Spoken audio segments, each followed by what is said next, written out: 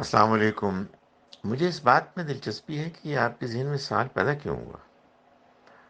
یعنی کسی چیز کے ناجائز ہونے کی کوئی وجہ ہونی چاہیے۔ آپ قرآن مجید کی آیات کو لوگوں تک پہنچا رہے ہیں، اور بعض اوقات ان کو ڈیلیٹ کرنا پڑتا ہے کسی وجہ سے۔ مثلاً آپ ایک نئی آیت ڈال رہے ہیں اپنے ڈی پی میں یا کہیں اور، تو یہ سب ہوگا۔ یعنی ناجائز کام تو تب ہوگا جب آپ خدا نخواستہ کسی آیت کی بے حرمتی کر رہے ہیں۔ وہ تو ایک مسلمان کرنے کا سوچ بھی نہیں سکتا۔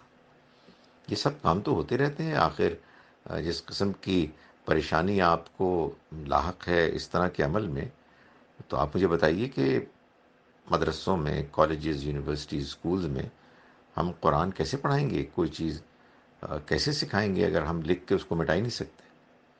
تو وہ چیز کہ جس کے اندر کسی قسم کی کوئی قباحت کا احتمال بھی نہیں ہے، اس کے بارے میں خدا را پریشان ہونا چھوڑ دیں۔ اللہ کا دین آسان ہے۔ اللہ نے اپنے دین میں ہمارے لیے سہولتیں فراہم کی ہیں۔ یہ فطرت پر مبنی دین ہے۔